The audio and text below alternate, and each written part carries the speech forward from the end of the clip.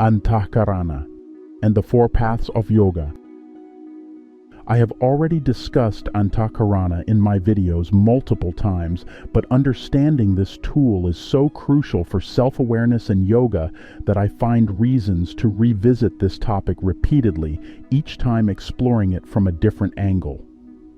In Hinduism and yoga, Antahkarana refers to the inner instrument, or the subtle mechanism of the mind that mediates between the individual self and the external world. It is an essential concept in Indian philosophy, describing the faculties of consciousness responsible for perception, thought, and self-awareness. And here, we will try to consider the system of functioning of the mind, Antahkarana, in relation to the four paths of yoga. In the traditions of yoga, the concept of the four paths of yoga is also significant, as it outlines various ways to realize our true self and overcome ignorance, avidya. But first, we need to remember about what our mental system, Antahkarana, is, and we should also remember what the four paths of yoga are.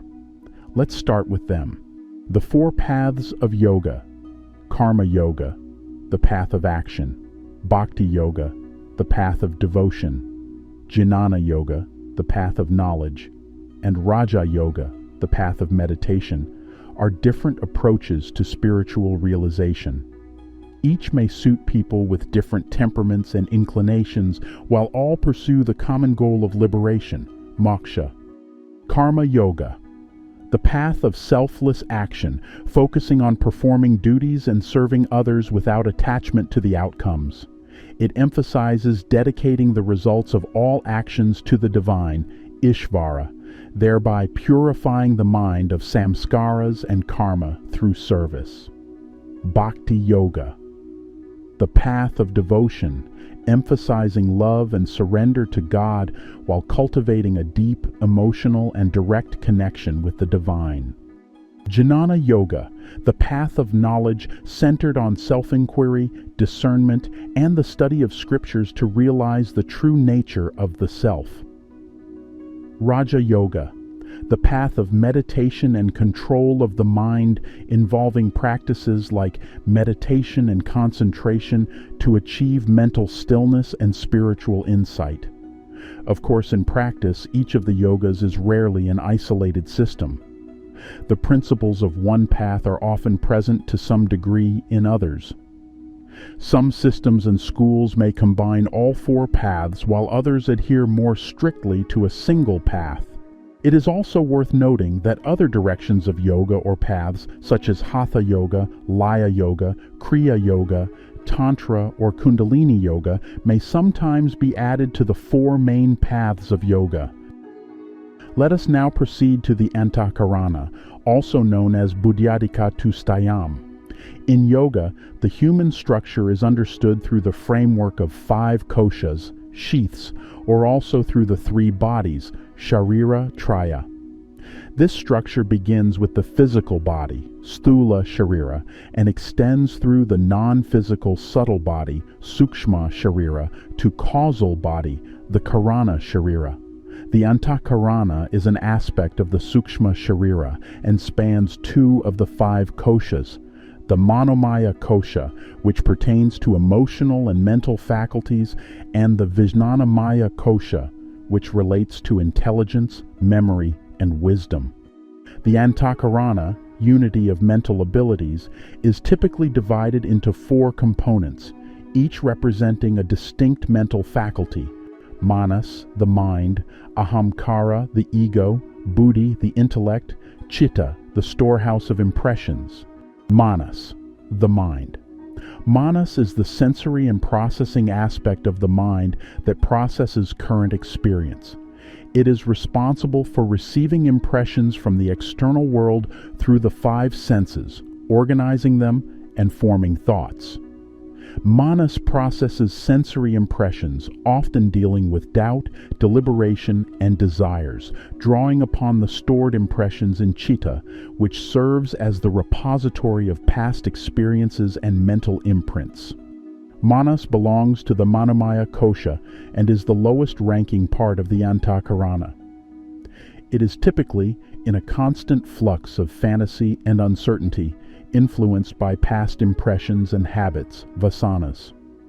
However, manas can either be clouded by doubts arising from vasanas, imprints of the past and habits stored in Chitta, or guided by the intellect, Buddhi. Manas possesses enormous imaginative power and is therefore often emotionally dominant, using Buddhi for its own purposes while being driven by the compulsions of vasanas. Manas, part of the Sukshma Sharira, is linked to the breath and reacts to emotions like fear, anger, or jealousy, disrupting the breathing pattern and prana.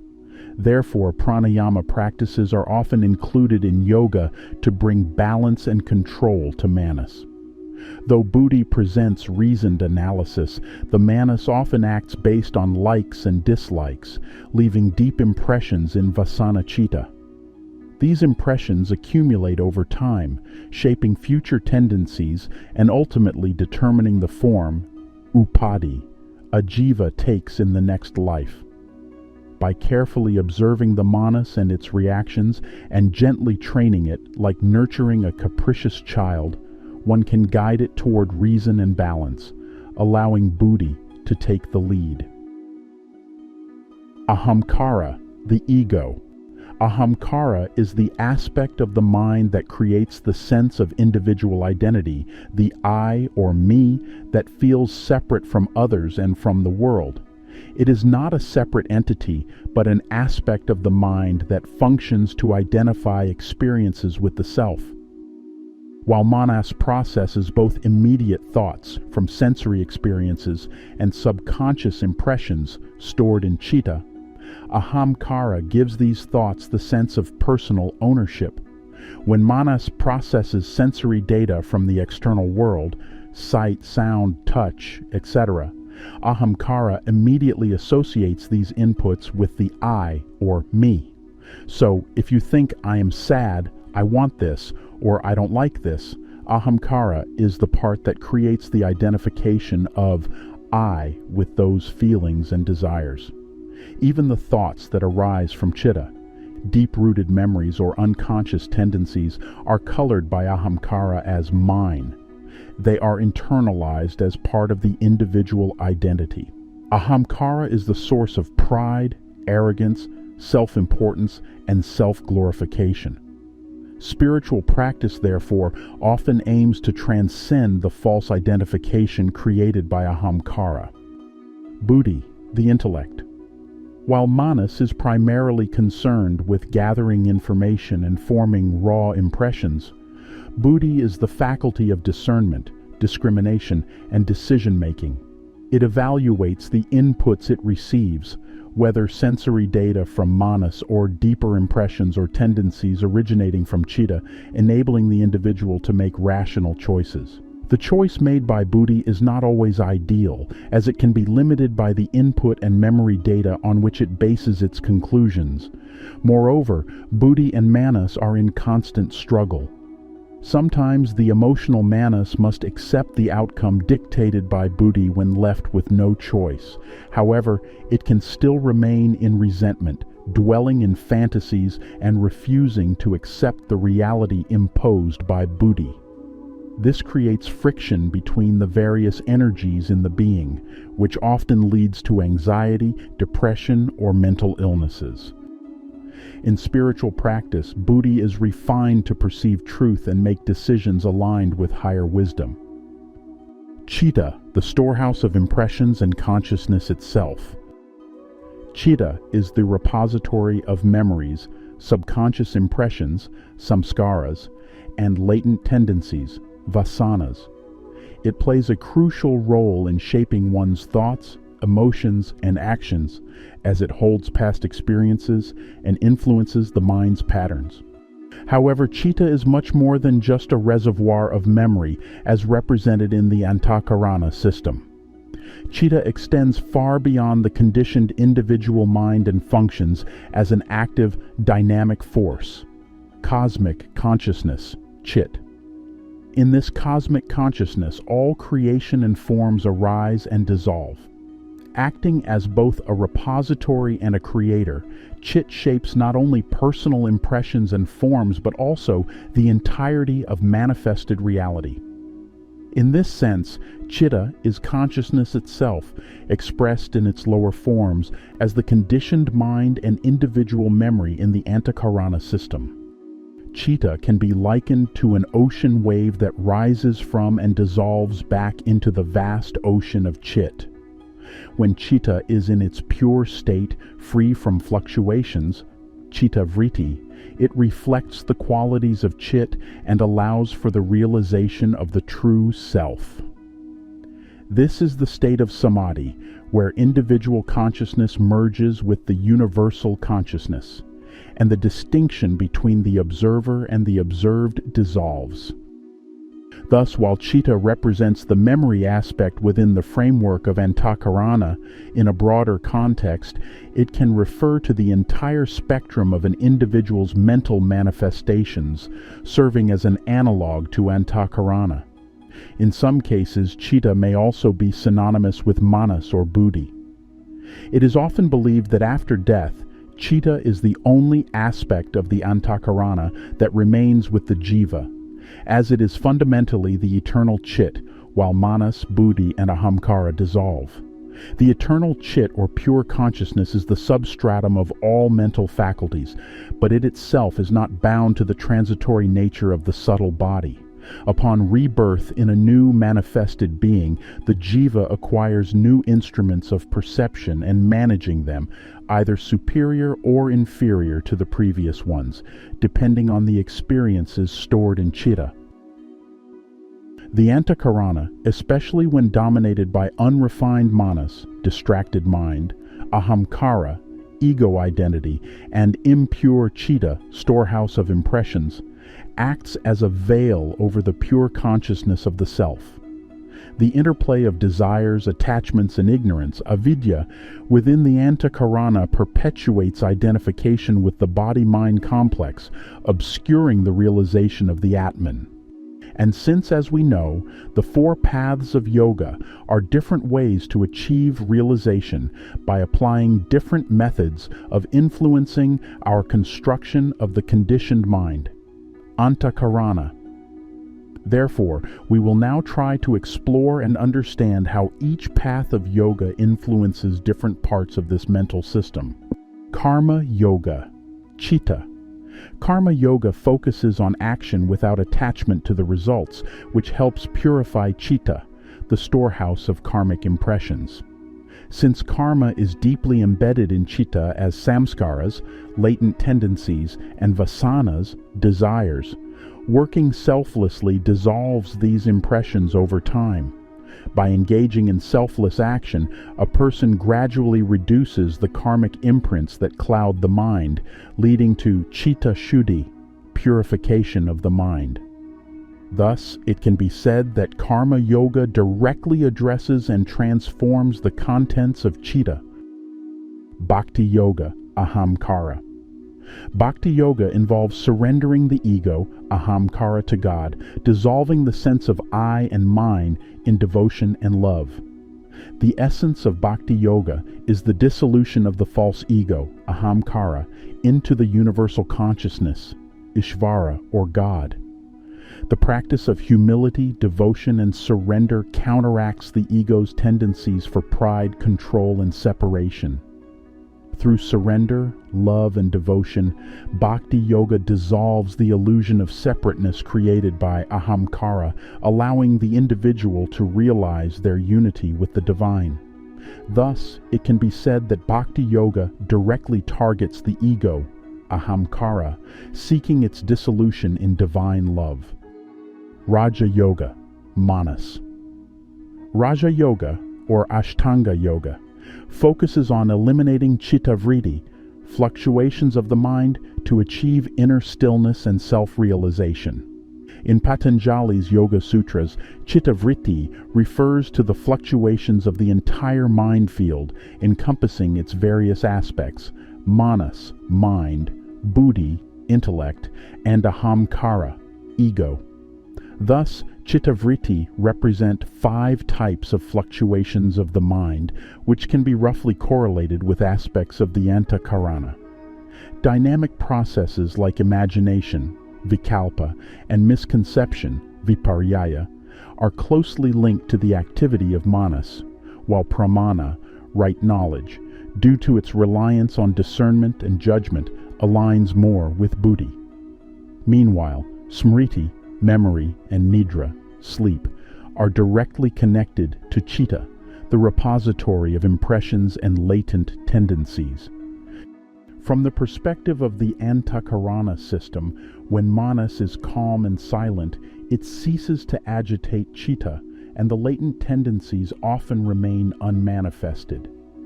In its essence, chitta does not independently initiate responses.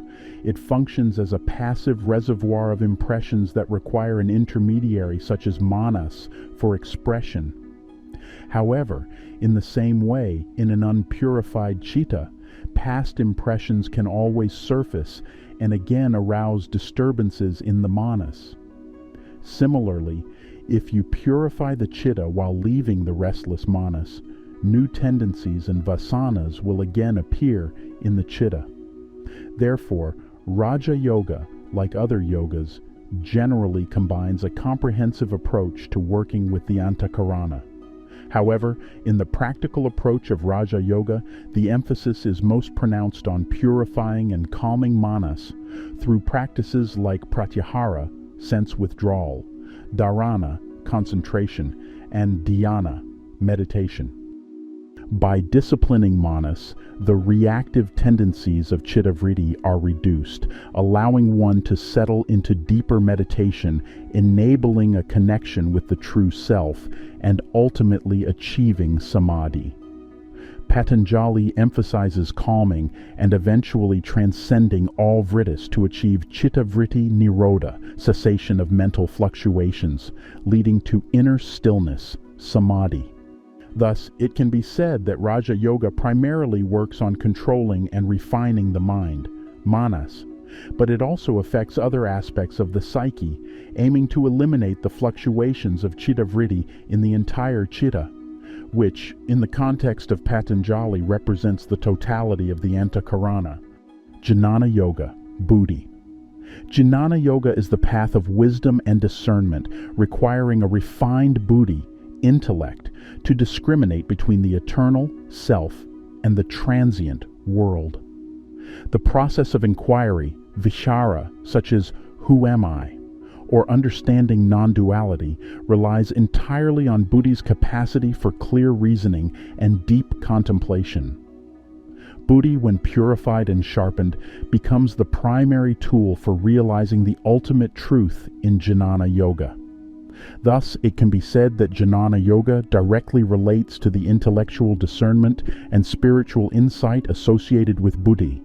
All 4 aspects of Antahkarana are interrelated, so the 4 paths of yoga often overlap in practice, influencing each of its parts in one way or another.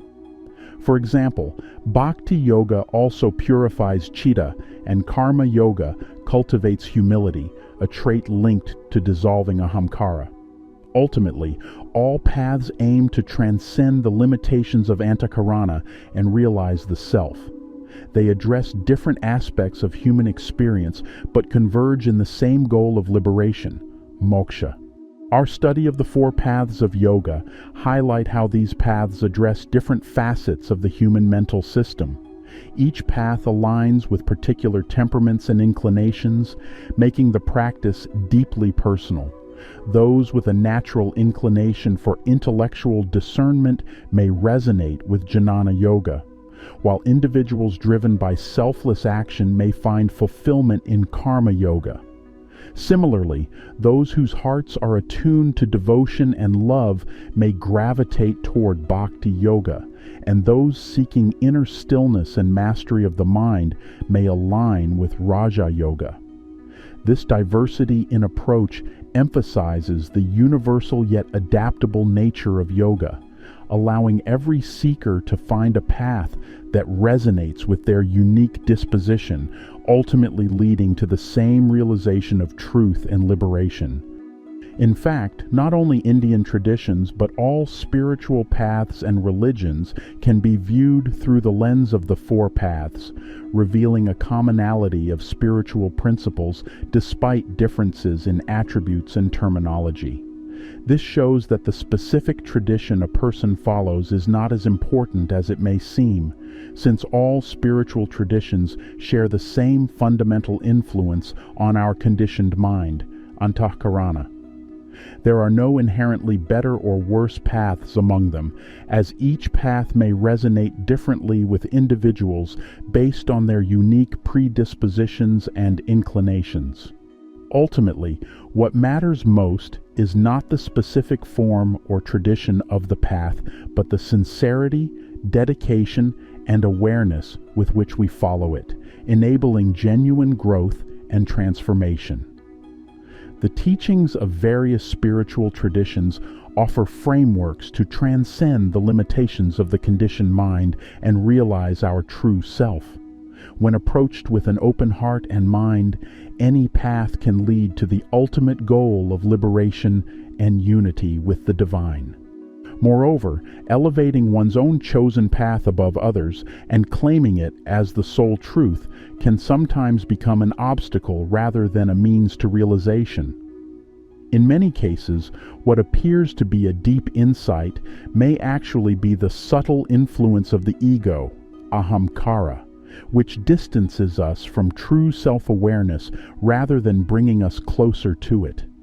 In addition, this mindset may reflect an attachment to one's own mental constructs, mistaking personal preferences for universal truths.